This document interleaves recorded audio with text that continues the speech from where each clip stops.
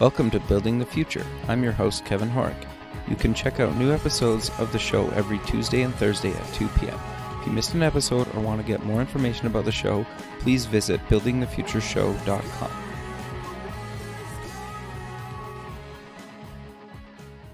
Welcome back to the show. Today we have Steve Greenfield, CEO and founder of Automotive Ventures. Steve, welcome to the show. Thanks. Good to be here. Yeah, I'm excited to have you, fellow Canadian. I think it's awesome, though. You kind of have quite an impressive background. You've been involved in a bunch of things. But maybe before we kind of dive into that stuff, let's get to know you a little bit better and kind of cover your background and kind of where you grew up. Yeah. So good. So yeah, Kevin, like you, I'm from Canada originally and find myself now in the U.S. Sure. I moved down here about 16 years ago. Okay. Started just by chance working for an American company that had a satellite division up in Canada. It was automotive, and that's how I really started down the automotive path, but was selling software to car dealers. And if you think back to 1999, Sure. At that time, I mean, car dealers in general, to generalize for a second, aren't the more sort of like technology savvy bunch to begin with. Back in 99, most of them didn't have a computer, never mind had any excuse to get on the internet. So when we were trying to figure out how to get dealers to buy cars online, many times we had to go out and buy a computer for them and get them hooked up to the internet just to get them over that hurdle. That's fascinating. So maybe let's back up a little bit. What did you take in kind of university then? Yeah, so if you really want to go back, I mean, I came out of high school in Toronto, Okay. pretty fixated on not going to university. Okay, why was that?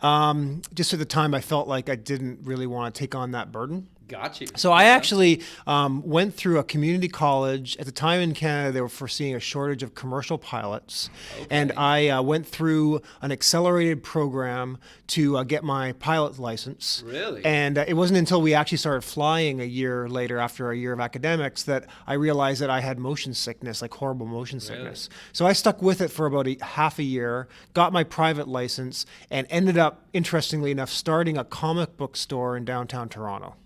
Interesting. Yes. Okay. Yeah. So how long did you do the comic books? So 2.5 years, Okay. and we successfully sold that for a very small sum. And at that time, the buddy that I had from high school, who was my partner in that Sure. endeavor, both of us decided it was time to go back to school. So I actually went back to school Gotcha. in exercise physiology in Toronto and did my undergrad. And I didn't go back till I was 24, so I didn't come out till I was 28. Got you. Okay. So fast forward a bit. You're back down in Atlanta. You're working for a corporation. Kind of walk me through kind of what you were doing, and then why did you decide to kind of move on from that? Yeah. So I spent 10 years with the same company, automotive Gotcha. related. Okay. It was the largest wholesale auction company in the world, selling cars to car dealers. Okay. And then had the chance in early 2010 to move over to the sister company, Autotrader.com, Gotcha. where for 2 years I oversaw acquisitions. Okay. And then 2 years I ran the product group.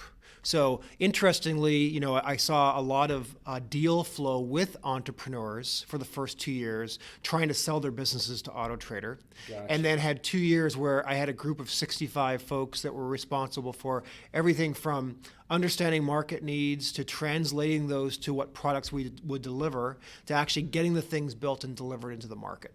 Interesting. Okay. So what made you decide to leave and kind of found your own company? Yeah, so at some point, I guess as you get older, you start to hopefully introspect and crave more meaning in life. All right, that's an interesting way to put it. And in the corporate world, as you move through the ranks, they have HR people whose specific role is to make sure that the incentives are aligned so you never even contemplate leaving. So I found myself sort of like in my early 40s when I sort of sat there and said, am I going to spend the next 10, 15, 20 years, be paid very well and comped well? Sure. But I was missing something in terms of craving more meaning out of the work. Gotcha. And I think the only way to fulfill that void would have been to leave and try to start something myself. I mean, I always thought that my fallback plan, I could always go back and get a corporate job. Sure. But the truth was I needed at that point to test myself to see if I could actually build something that people would buy and hopefully potentially exit. Sure, that makes a lot of sense. So what did you end up founding? Yeah. So at the time I left Auto Trader, I realized that I had about 15 years worth of automotive related experience. Gotcha. What I didn't know was what solution I was going to try to build and what problem I was going to try to solve. Okay. So I literally left knowing that I knew the industry well and spent the first couple of months in my spare bedroom with a paper notebook, jotting down ideas, writing up Interesting. concepts, et cetera. And then just frankly, constantly reprioritizing which of the ideas we should go after.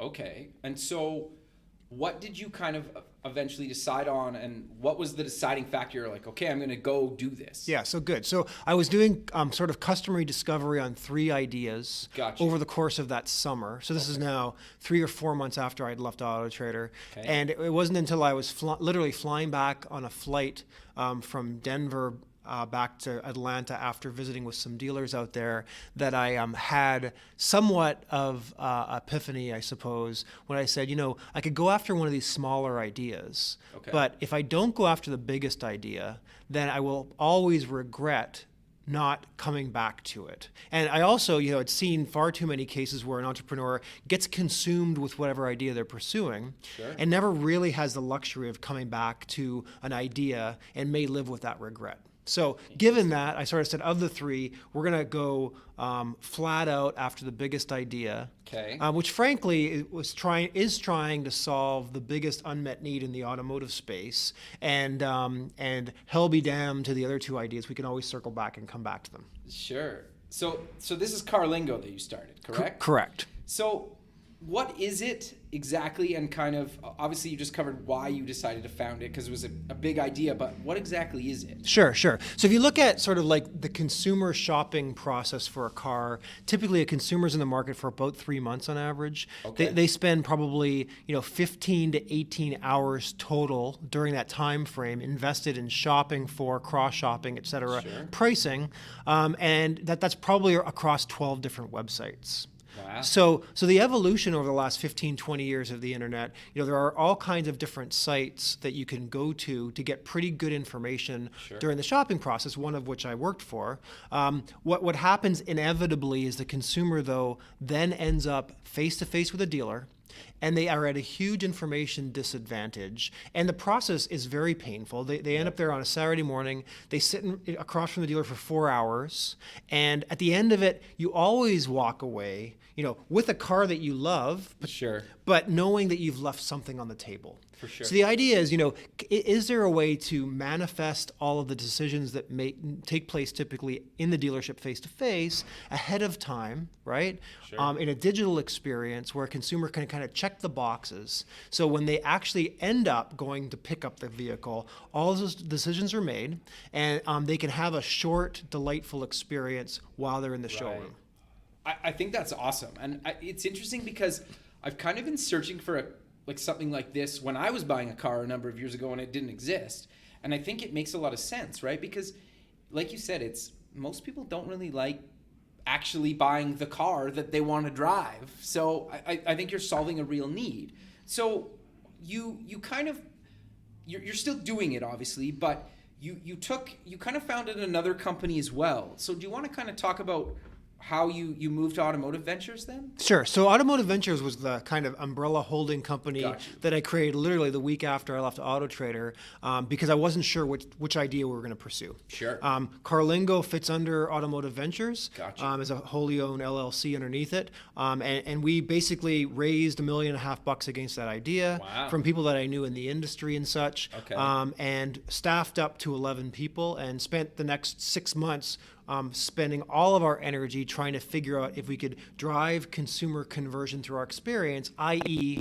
give them enough value with these upfront tools that they would surrender basically their email address so we could then nurture that and eventually Gotcha. monetize with car dealers. Gotcha. The pivot that we had, if you want to call it that, Sure. was after about 6 months of burning now investors' money, Sure. a lot of which was really just to generate the consumer awareness and traffic to A/B test these different experiences to try to drive conversion.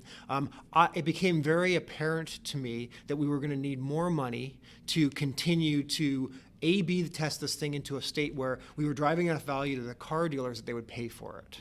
Got you. So we, midsummer last year, so that this would have been 2015, we hit the pause button Okay. on that idea. Okay. We kind of right-sized the business, if you want to call layoffs with a euphemistic term, and then pivoted into this other idea. So we still got car lingo is hydrated with information as 2016s and 2017 model years come in. Sure. To the outside world, it still exists, but we haven't spent any more development dollars against it. Got you. What we did at that point was said, okay, we actually, ironically enough, we defaulted to the second idea that I had the year prior. Got you. And we're building software, which is a B2B play now. So it will not necessitate building a consumer audience. Got you. With the fickleness of the consumer and the cost of that. Sure. We're focused on building tools for dealers they'll pay for on a monthly subscription basis to help them with new car inventory management. Okay, so for the car dealer out there, like what exactly does that do for them? Sure. So the value proposition is something like this at a high level. So Okay. the average car dealer, and there are about 18,000 of them in the U.S., Oh, wow. has on average about 130 cars on their lot. Okay. Right? How those cars arrive on their lot is some combination of the OEM, the manufacturer, the vehicle manufacturer, the OEM, Okay. pushing inventory that they're building in the factory anyway. Okay. But the flip side is, in many cases, the dealer has the opportunity to configure whichever car that they want, Okay. which they order, gets built to the factory, and shipped to them. Okay. What the dealers don't have, believe it or not, is a tool that simply provides them supply-demand data Really? in their local market Wow. to say, hey, specific configurations of cars, color, convertible, wheels, what have you, Sure. are selling really well in your market. And by the way, you've never ordered them before. Oh, So interesting. what we're doing is just building sort of a supply chain optimization software tool, if you want to call it Got that, you. which simply looks at supply demand of cars that are selling in any given region, and then helping a dealer make better decisions about which cars to stock, which will give them higher turn rate. They'll turn the cars quicker Sure. and yield them more profit per unit sold. Sure. What appealed to me before we even connected with what you're doing is you're basically taking an industry that isn't known for being tech savvy, like, for lack of a better term, and you're basically using your prior knowledge and bringing technology into this industry. Correct. Right? And I think that's awesome. And I think there's a lot of people that are in similar kind of situations to where you were or currently are that, have all this expertise and maybe like decades of experience in this thing. And they're thinking like, well, could I build software to solve a real problem in this industry? Because I don't want to work at a corporate job for another few decades, right? Right. And so I think you have like kind of an inspiring story there around that. Yeah. And so where are you guys with that product now? Is it out in the market? Yes, so we decided to focus on only one manufacturer because Got it. you have to become sort of an expert at car ordering and configuration around one brand. So we've done that for one small brand, which is BMW to start with, Okay. which is my favorite brand. It just happens to be my favorite brand Got as you. well. And we've kind of perfected the model now for one brand. Got you. We've got a working prototype in the hands of about 16 different car dealers. Okay. And they're using it now and providing good real-time feedback Okay. that we're then incorporating into the product. So I would say that, typical, startup land lingo, we're sort of like in product market fit sort of category. Sure. We're pre-revenue, so we haven't bothered to try to charge revenue yet. I've got plenty of runway left in terms of the cash burn that I've got and the cash in the bank. So we don't feel any pressure to be monetizing yet. We're really perfecting it for a small segment of car dealers now until such time as we start getting feedback that is overwhelmingly positive and compelling for them to pay us. And I think that in the next month or so, we will start testing their willingness to pay. Oh, and that fast. Yeah, well, we've been at this now for like 6 months. Sure, but Right. that's still pretty fast in the startup space. It is, except for the fact that the year prior, when I was doing all this market testing, Fair. I had designed the product. I had Fair. validated the product with about 10 dealers back then. So Sure. I wasn't starting from scratch, right? I got you. So the hope is, fingers crossed, with our small team now, that a month from now we start monetizing, some revenue starts coming in. Got you. And then as soon as that happens, we've been collecting data for all the other brands. We Okay. start building out for brands beyond BMW. So my addressable market goes from 350 dealers to 18,000 dealers. Right. Okay, so you have you've been in the industry, so you must have connections in a lot of these, or do you have to kind of hustle a bunch, or a little combination of both? Well, a combination of Okay. both. The good thing is, yes, I do have connections, personal connections with some car dealers, Okay. but depending on the brand, not a lot of connections, but enough that I can pick up the phone and either get feedback from a car dealer that's been in the business for a long time, Right. and or try through a couple of degrees of separation connect with someone. Okay, so you're basically leveraging your network, previous, past, and kind of, I guess, future network if you're looking to make connections through a friend or whatnot. Right. I think that's super important because I'm trying to cover the importance of networking on this show too, right? So I kind of like to tell that networking story because I find sometimes some startups don't really network, or people that want to do startups don't seem to network, right? And Yep. so trying to promote the importance of that, right? So okay, so it looks like you'll probably be potentially cash flow positive by the end of the year. One would hope. Sure, but I would say you're on good track to do that. Yes. Okay, so where do you see Carlingo fitting into this, or not at all, or you don't really know right now? Well, so it's a good point. I mean, I almost on a weekly basis get inbound interest around the model. Sure. Because people who start to understand the industry realize this is the biggest unmet need. That friction between the consumer and the dealer isn't going away anytime soon. No. Right? There are some innovators out there trying to attack this space, but finding a solution that consumers love and engage with that's also commercializable with dealers is something that has to get done. Sure. So I would love to think that at some point after we get cash flow positive and this new idea gets off and moving, that we can circle back. I know all too well probably that's not the case. For now, we'll continue to keep Carlingo up and working. Sure. Partially because it's validation of all the hard work that the team did up until sure. now. But I would love at some point in the future, whether it's in a year or 5 years, to come back and try to address that problem because it is still the biggest problem in the industry. Sure. No, I 100% agree with you. I love the idea, right? I hope I could just order my next car online and it just shows up in my driveway when I come home from work one day. Yep. So if I don't have to ever go to a dealership, like last time I bought a car, I think it took me a year before I actually pulled the trigger to buy a car because I'm not really a car guy. I drove a Tesla the other day, and I would love to buy one, but that's a whole other. we can ramble about that for another hour. But you know what I mean? Like I think there's a lot of people. I think even like myself that aren't really car people. Yep. Right. I would love to own like a '60s muscle car, but I don't really necessarily care too much about talking to somebody about it. It's like I'll spend enough time online figuring out kind of what I want in my price range and then just send it to me. Yep. Right? Because I order lots online. Yep. And I love just having it show up. Yep. And I think it's only going to get more and more, especially as like millennials get older and they start buying cars. If they start buying cars again, apparently there's a study that some dealers are having a hard time selling newer cars to the younger generation. But, I think as they come on board, they're going to want to just order it and show up. Yeah, I mean, I'm actually, interesting enough, writing a book on the future of automotive retailing, which I figure that will be a complement to whatever I'm doing in my day-to-day life here. Okay. But one of the gaps I see is that no one takes sort of a definitive stand on what's actually going to happen 5 years hence in automotive retailing. And I think I'm writing this more for a dealer audience to caution them about the changes coming. Right. Okay. And I think that you're right. I mean, there are a couple of innovative companies out there, most notably Carvana, who is offering driveway delivery, and then a 10-day, no questions asked sort of return policy. And I think their biggest challenge has been actually getting the consumer to believe that value prop, because the consumer can't really believe that, hey, you're going to deliver a car to my driveway. I can effectively drive it for like 7 days, and if I don't like it, call you up and you'll pick it up. It's almost too good to be true. Fair. But I think what'll happen is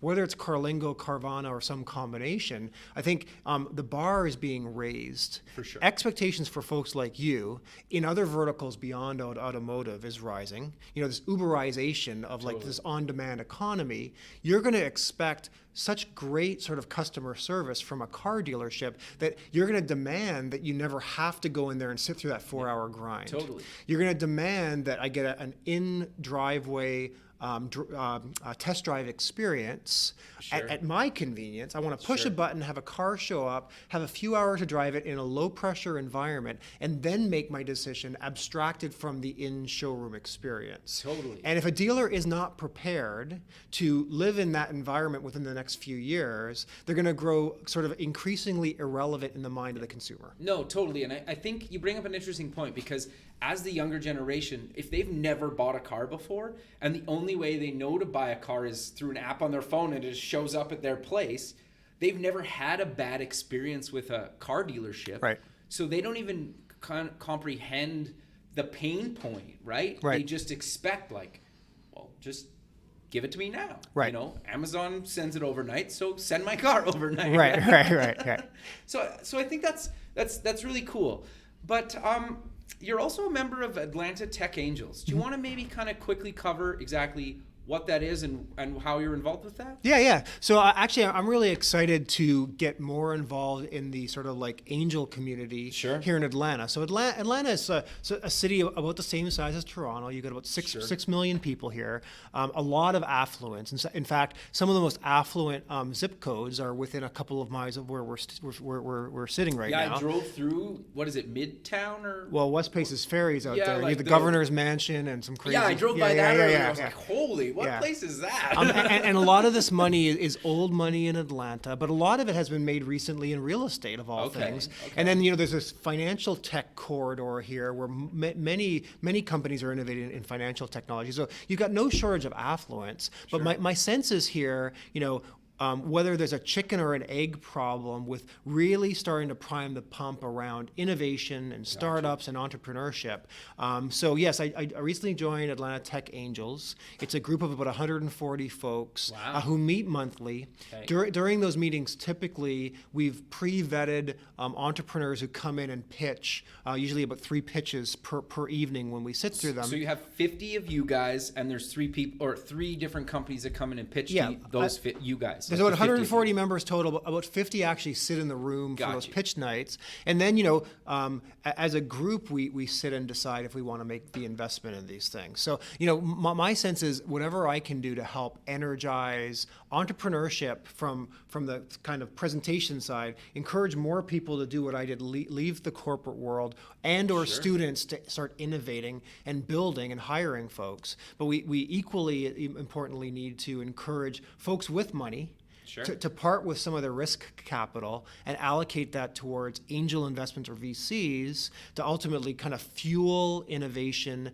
in the city, because there's so much latent opportunity I sense in this city, but we need to do more of having, encouraging both sides of the equation, both entrepreneurs to take the risk and also people to part with risk capital to fuel those entrepreneurs. Sure. So just out of curiosity, because I'm not like an angel investor at all, but is there like a percentage that you call risk capital, or how do you decide how much money you're really going to put in that category? Or is it really just personal preference? I think it's personal preference, right? I mean, you look at anyone who allocates sort of wealth allocation models, they always say that you should take 5 or 10% and put it into riskier assets that have higher potential return, but are inherently much more risky, right? Gotcha. You don't want to have all of your money in like certificates of deposit that are yielding like 2%. You want to have some allocation in bonds, some in stocks, and some in riskier assets. Some people buy gold.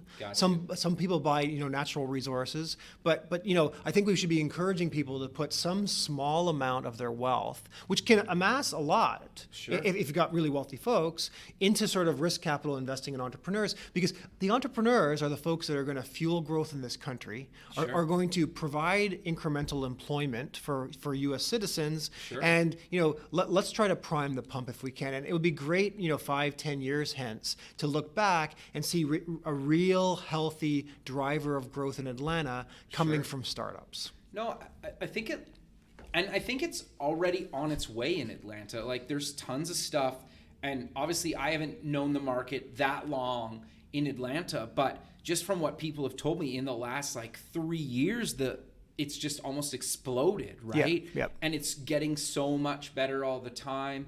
And I was actually just in Florida at a conference, and a lot of people that made money in kind of the Northeast are like I'm out of the cold. I'm done. I'm moving down south. And so I started to see a lot of people move to kind of Atlanta or Florida even because they just don't want winter anymore, right? And I don't blame them.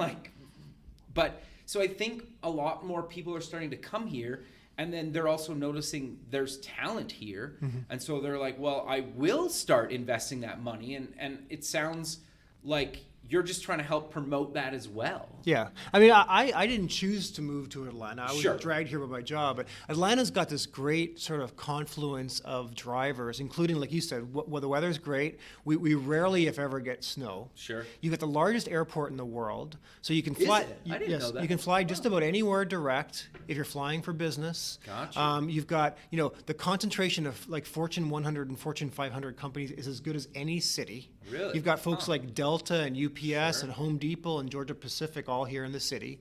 And you've got a lot of affluence. And I think that there's a lot of, and then you've got great schools here that are generating engineers, software engineers. Sure. So, and I would say that maybe the most important thing is the cost of living in Atlanta. The day-to-day cost, housing, et cetera, is for the size of the city. I would challenge anyone to show me a city of 6 million folks where you can live as cheaply day to day. So when you look at all those factors, Sure. yes, people should be spending more time down here. And I think this is why the real estate market here has performed so well over time. Sure. Atlanta will become bigger, right? Gotcha. We'll get more folks coming in, which is going to be great. The dynamic's great. So yes, I think it's poised for greatness, this city. And I think, one of the key drivers will be sort of like startups and early stage companies. Sure, and you bring up an interesting point because there's kind of been a shift in the industry a little bit where people are, even that have moved to the Valley, are moving back out of the Valley. And, Atlanta is becoming one of those places where people are moving back to or just even to, and maybe they've never lived here before, right? And there's a handful of other cities around the nation. And it's interesting because some people are starting to say what you just mentioned, like, well, I don't really want to spend 90% of my paycheck on where I stay every night, right? Yep. And they can't enjoy the city that they're living in, right? Like, I've had some friends that have moved to San Francisco, for example, and it's like, oh, it must be awesome. You must be doing all this cool networking and going to all these places. And they're like, I work too much and or I can't afford it. Right. And I was like, oh, so you're working like 12, 14 hours a day? The last thing they want to do is come home and code some more or go to a networking event or, right? They're just burnt out, right? And so I think there's these other cities that are becoming these like tech hubs that, are supported by the local universities, places like Tech Village where we are now.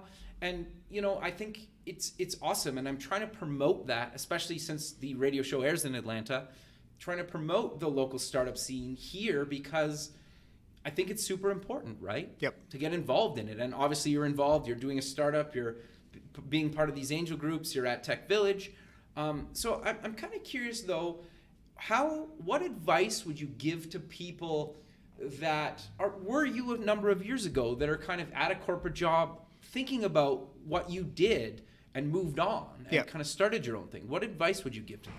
So I encourage people, as odd as it sounds, just keeping a notebook with them. And that can be like a physical notebook, or it can be an Excel spreadsheet or what have you. Got you. But constantly, monitor your life for big pain points. And that can be within your area of expertise. It can be, traffic. It could be things you hate about brushing your teeth in the morning, right? Interesting. But always capture these pain points and try to figure out, is there a solution out there that I can uniquely provide? And over time, you want to fill up reams and reams of pages, right, with ideas, and then constantly reprioritize those things.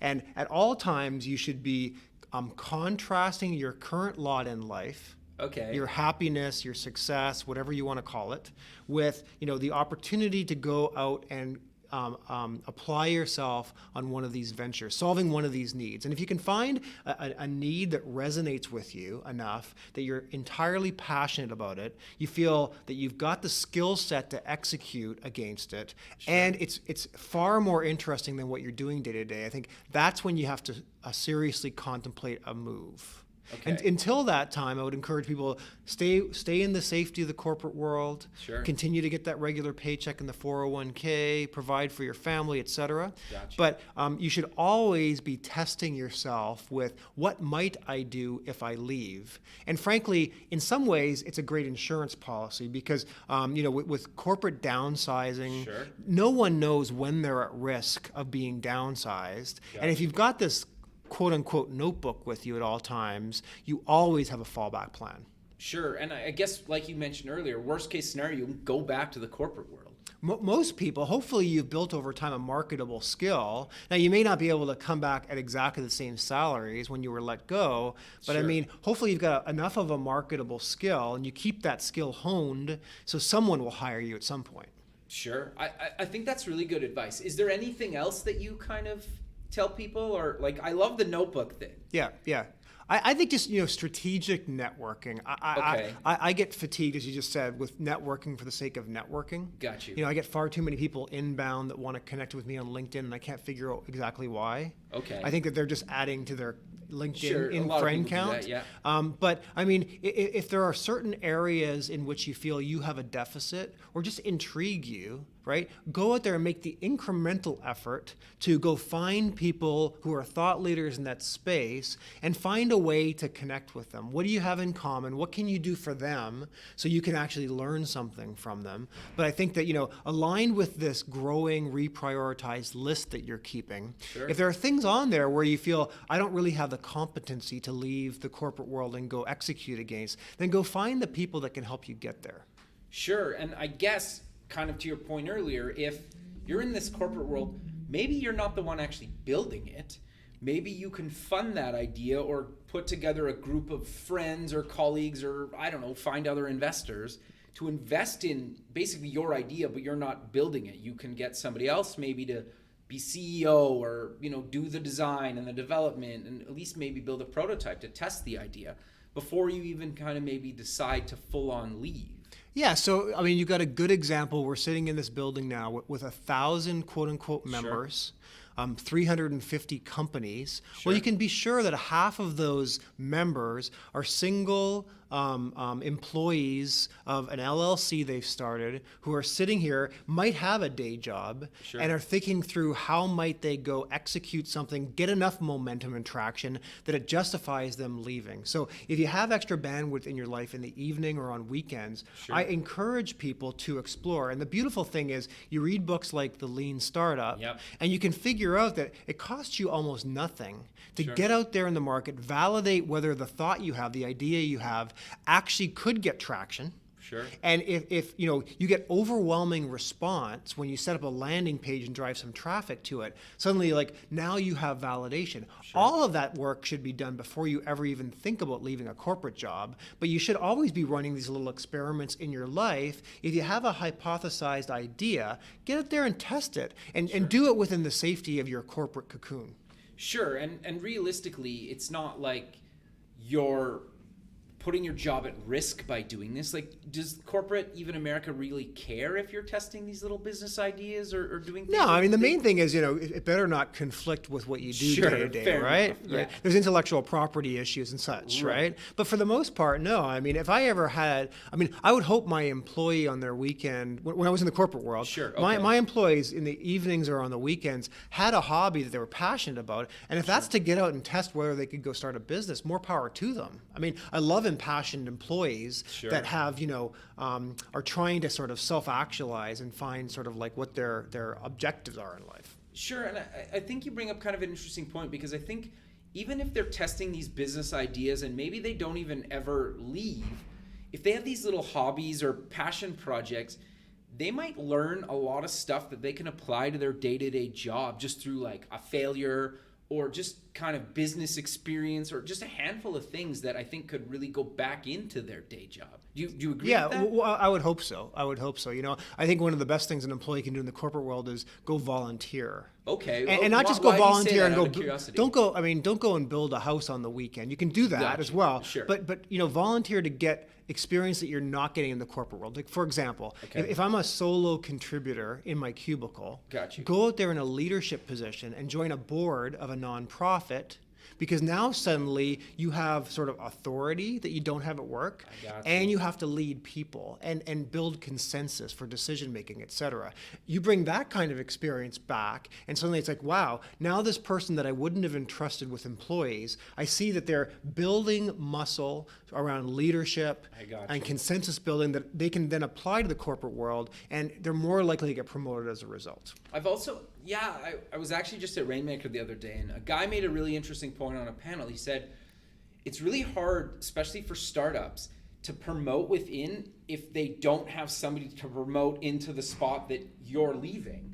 And so you should be kind of doing the job before you get promoted to the job. Hence, if you're learning the skills that you need outside of the job. And then if you're training the guy below you to fill that job, then you're more likely to get promoted. And it sounds like you're in alignment with that. And, and it makes a lot of sense. And it kind of got me thinking about that quite a bit. And it was just, I don't know why I mentioned that, but it just, what you said just kind of resonated with me again. Yeah, it makes a lot of sense. I mean, you can get pigeonholed if you don't have anyone to be your successor, and you should always be grasping for, a little bit of the responsibility just beyond your reach, so people know that you're ambitious. Because if you're ambitious, you're more likely to get promoted. Sure. Couldn't agree more. Sure. But Steve, we're out of time, so maybe let's close the show with promoting where people can find you online. Sure. And and anything personally you want to promote, like Twitter or Facebook or whatever. No, that's great. So, I mean, I would say sort of like a couple of things. One is you can check us out at automotive.ventures, not a .com extension, but a .ventures extension. Okay. Would love for you to check us out there. But probably more important, if this message is resonating with folks that are in the corporate world, right, is, test yourself. Keep this list of solutions to big problems that you see day to day, and then try to, get closer to a point where you might actually leave the corporate world. I can tell you that nothing is as rewarding as working for yourself, not having a boss. Sure. And, every morning you wake up, and if you don't make forward progress, it's your fault. So you are no longer in the comfort and protection of the corporate world, but I can tell you the highs are higher than you would ever experience in the corporate world. The lows are lower, sure, right? When you have to make payroll and fire people, sure, but the highs are higher, and I think everyone, if they haven't, should have an opportunity to see how good they are by testing themselves, by trying to build their own company. That's awesome, man. Great advice. I really appreciate you being on the show. I look forward to keeping in touch with you and seeing kind of where you go in the future. Thanks, Kevin. All right. Thanks for having me. Okay, bye.